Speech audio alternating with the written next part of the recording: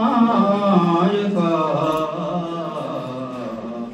నీవు ముచుకుందునకు మోక్షమిచ్చినావు ఆకుటేలును చేది అటుకులు భక్షించి తెచ్చైన సంపదలిచ్చినావు శరణాగతత్రాణ శబరి తెచ్చిన పండ్లు వాంఛితంబుగా ఆరగించినావు వేద వేదాంతయా విదురుని అన్నంబు కోరి వేడుకతోడ కుడిచినావు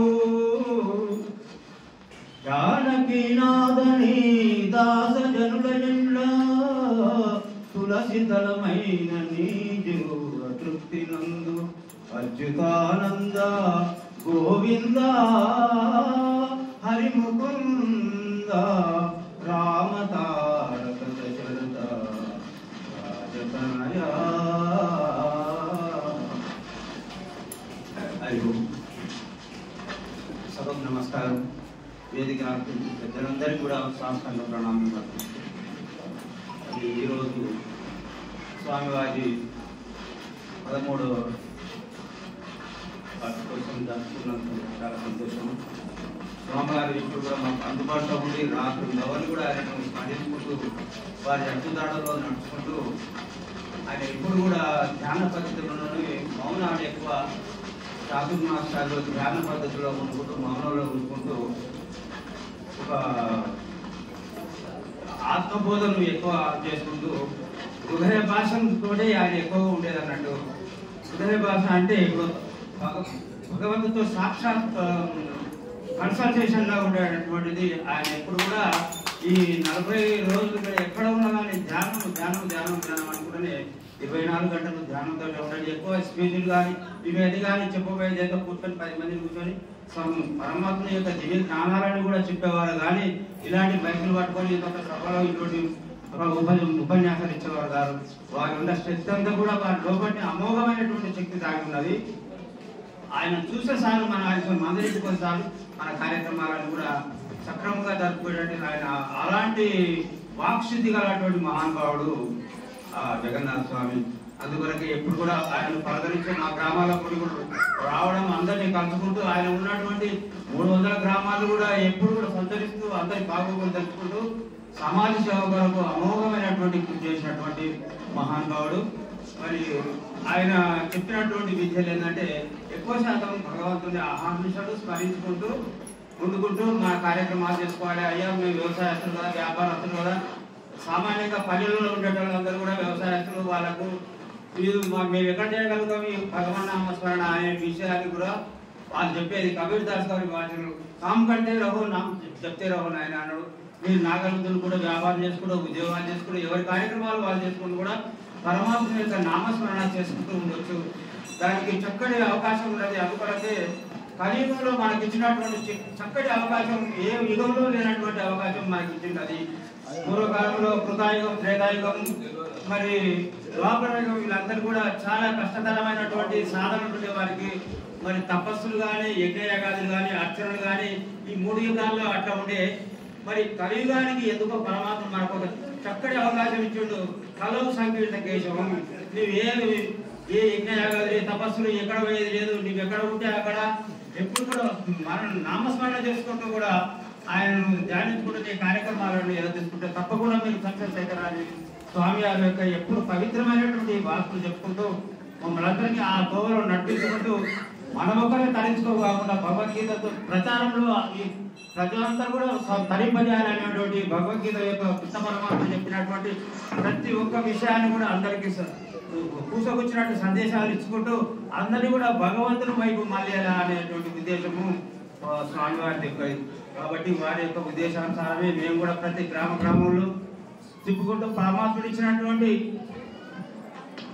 ఆ అమోఘమైనటువంటి ఆ సందేశాలను 700 శ్లోకాలను కూడా ఏ విధంగా ఎన్నో రకాలుగా కృష్ణ పరమాత్ముడు ఇచ్చినటువంటి సందేశాలు కూడా ప్రతి ఒక్కరికి ఎవరికి అవకాశం ఉంటే ఎవరికి అనుకూలం ఉంటే వారి ఆ పద్ధతిలోటి తరింపజేయగలటువంటి పద్ధతులు ఎన్నో ఆ సూచనలు చేసుకుంటూ మరి ప్రతి ఒక్కరిని కూడా తట్టి లేపుకుంటూ మనం వచ్చింది పరమాత్మను చేరుకోనికి మహాదా పుణ్య పణ్యేన శ్రీదేయం కావాలైతే దేరం ముఖ్యంగా దేగంటే తర యావన్నే బిడ్డదే ఎంతో కృషి చేస్తూనే వచ్చినటువంటి ఈ శరీరాన్ని మరి సముద్రం అనేటువంటి సంసార సాగరంలో మునిగిపోకుండా మరి దాని శరీరం మంచుకున్నప్పుడే అవతల దాటాలి అనేటువంటి ఉద్దేశం శాస్త్రాలని చెప్తున్నాయి. కాబట్టి ఈ శరీరం పుష్టిగా ఉన్నప్పుడే మన కార్యక్రమాలు నిర్వహించుకుంటూ మన ఉదర కోసం జరుపుకుంటూ కూడా మరి కృష్ణ పరమాత్మ కూడా గీతలో చెప్పింటూ ఎవరు కూడా దీన్ని అకర్మలుగా ఉండకూడదు, కార్యక్రమాలు చేసుకుంటూ కూడా పరమాత్మని స్మరించి వాళ్ళ జన్మ జీవితాన్ని గడుపుకోవాలి అని చెప్పుకుంటూ మరి ఇటువంటి మహత్తరమైనటువంటి భగవన్నామాన్ని ప్రతి ఒక్కరు కూడా చేసుకోవాలి. ఎందుకంటే ఇది ఆత్మ విద్య, ఇది ఏంటంటే హృదయ విద్య. హృదయ విద్య ఏ విధంగా ఉంటుందంటే అతనికి బోధపడేది కాదు, ఏమైనా మనలో లీనమైనటువంటి వారికి మాత్రం అది తెలియవుతుంది. ఇప్పుడు చిన్నపిల్లలు ఉన్నట్టు అది ఏం చేస్తారంటే చిన్నపిల్ల ఆకలి అయినప్పుడు ఏం చేస్తారంటే కయకలని ఏడుస్తారు. ఆ పిల్లవానికి చిన్నపిల్ల తల్లిని అడగలేడు కదా, అమ్మ నాకు ఆకలి అవుతున్నది పాలు ఇవ్వని. వాళ్ళకి ఏంటంటే ఆ పిల్లవాడిని ఏడు పట్టుకొని తల్లి గ్రహిస్తుంది ఏంటంటే పిల్లవాడు ఆకలి అవుతున్నది అన్నట్టు. తల్లి ఆకలి ఎప్పుడైతే తీస్తుందో ఆ పిల్లవాడు మెలకుంటుంటాడు. ఆ విధంగానే ఒక పశువు కానీ ఒక లేఖతోడు కానీ ఏ విధంగా ఇది హృదయ భాష అండి. ఇది హృదయ భాష పరమాత్మ ఐక్యమైనటువంటి భాష ఇది. ఒకసారి ధర్మరాజు ఆ కృష్ణ పరమాత్మ దర్శించుకోకపోతే కృష్ణ పరమాత్ముడు ధ్యానంలో ఉన్నాడట. మరి ఆయన ఉంటే ఏమంటే స్వామి మీరంతా దేశమంతా ప్రపంచం అంతా మిమ్మల్ని కూడా ధ్యానం చేస్తే మీరేంటి ఎవరి గురించి అంటే అప్పుడు చెప్తాడట సన్నివేశాన్ని. భీష్మ పితామహుడు కంపశయ్యపై విష్ణు సహస్రనామం స్తోత్రం చేస్తున్నాడు, దాన్ని గమనిస్తూ ఉంటున్నాను. ఇదే అండి ఆత్మ విద్య అంటే, ఇదే అండి హృదయ విద్య అంటే. అంటే స్వామి డైరెక్ట్గా కనెక్షన్ చేసుకునే హృదయ విద్య అంటుంది.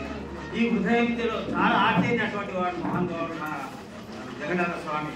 కాబట్టి వారి అడ్డుదాడులను మనమందరం కూడా తడుచుకుంటూ మరి చిన్న పద్యం చివరికి కలిసి మంచిస్తాను. స్వామి ఎక్కడ మనసులో ఉన్నటువంటి కోరికలను ఎప్పుడు కూడా ఎలాంటి కోరికలు ఇప్పుడే పెద్దలంగా దిగుడు ఆయన ఎలాంటి డబ్బుకు ఆశించేటువంటి వారు కాదు. ఇరవైన జనులు సమాజాన్ని ఉద్ధరించాలనే ఉద్దేశమే ఆయన కంకణ కట్టుకున్నటువంటిది. ఆయన జీవిత లక్ష్యమే అది.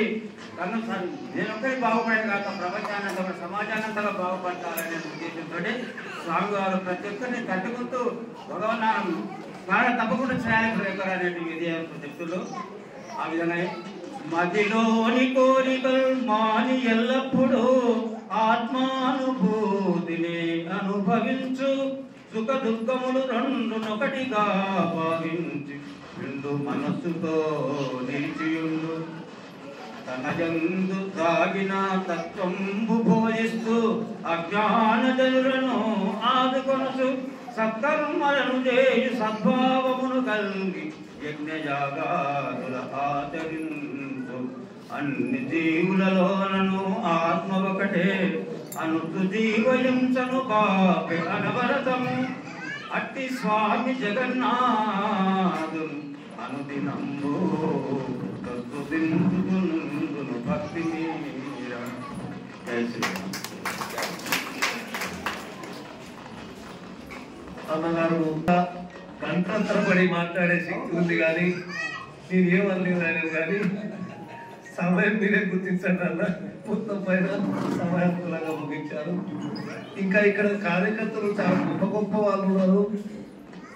మున్నూరు నుంచి శ్రీనివాస్ రెడ్డి గారు కానీ, హరిచంద్ర గారు కానీ, మల్లారెడ్డి గారు కానీ, ఇంకా వనప్రభుపల్లి చంద్రమౌళి గారు, మరి మన ఆశ్రమ కార్యవర్గం అందరూ మాట్లాడే శక్తి ఉన్న వాళ్ళే.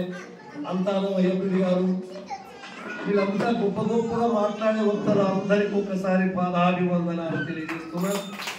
ఎందుకంటే సమయం నాకేదో ఈ పదవి ఇచ్చారు.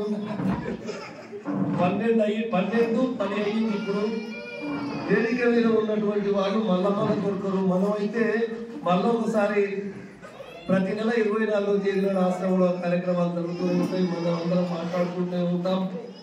ఈ రోజు స్వామీజీలు అందరూ ఉన్నారు కాబట్టి మహానుభావులు అందరి చేత మాట్లాడించి మనం ఛార్జింగ్ నింపుకుంటే తర్వాత మనం అక్కడక్కడ దాన్ని వెల్లడి చేయడానికి వస్తుంది. ఆ ఛార్జింగ్ అవకాశం ఇప్పుడు ఉంది కాబట్టి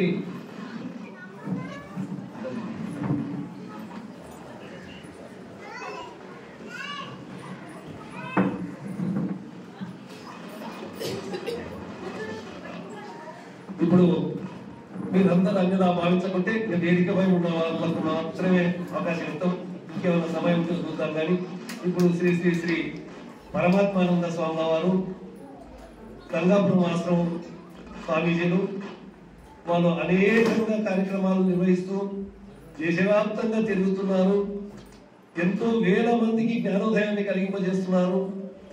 వారు మన చిన్న ఆశ్రమానికి రావడం ముదావహం. మరి వారు ఎందుకంటే సాధారణంగా కార్యకర్తలకు ముందు ఇచ్చి స్వామీజీలకు తర్వాత ఇస్తారు, కానీ నాకు అది ఎందుకో నాకు నచ్చలేదు. స్వామీజీని ఇప్పుడు మాట్లాడించాలని ప్రయత్నం చేస్తూ స్వామీజీ అనుగ్రహం భాషలు చేయగలని మనం